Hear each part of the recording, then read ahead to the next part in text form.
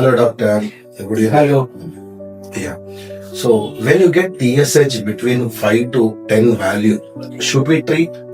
Not always. Especially it depends upon the symptoms and patient condition, like whether patient is pregnant or anti-TPO antibody positive or cardiac risk. Okay.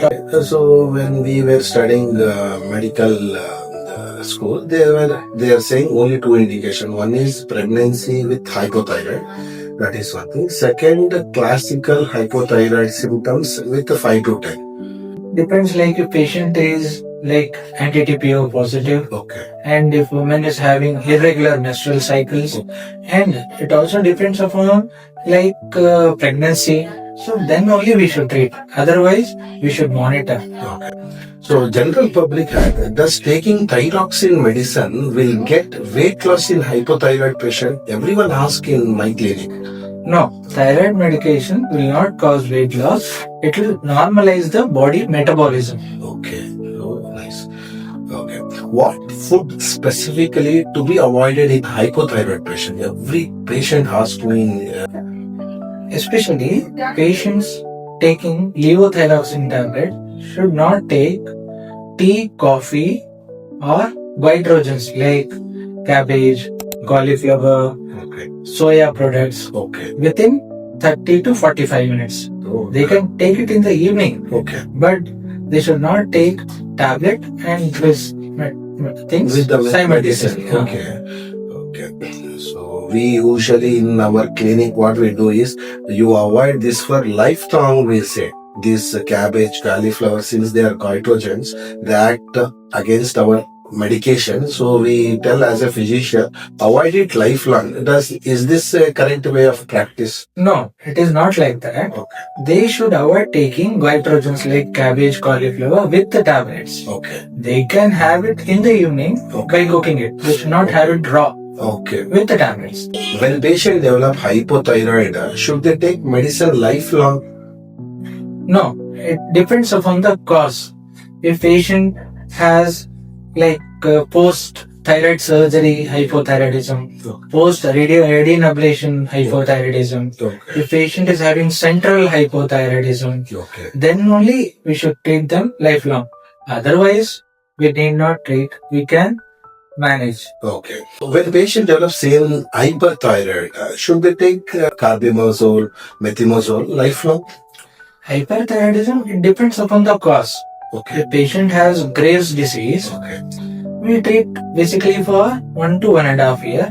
After that, we follow it up with TSH receptor antibodies Okay. and 54 and other parameter normalization in patient symptoms.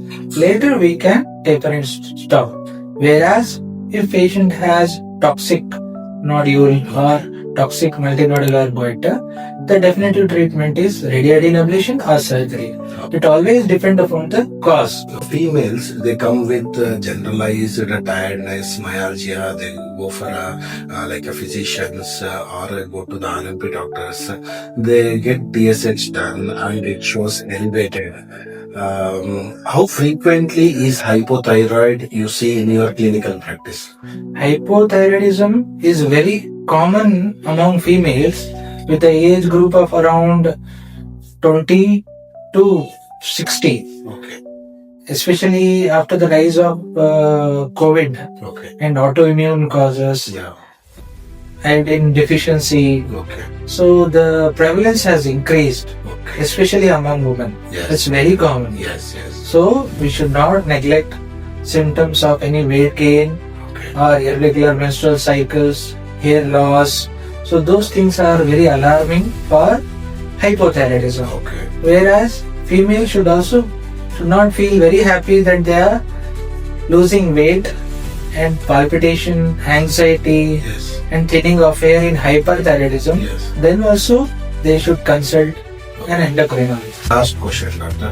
So we start the thyroid medicine. When is the first follow-up you need to call for hypothyroidism? Especially we see more common hypothyroid. TSH is say 100, 150.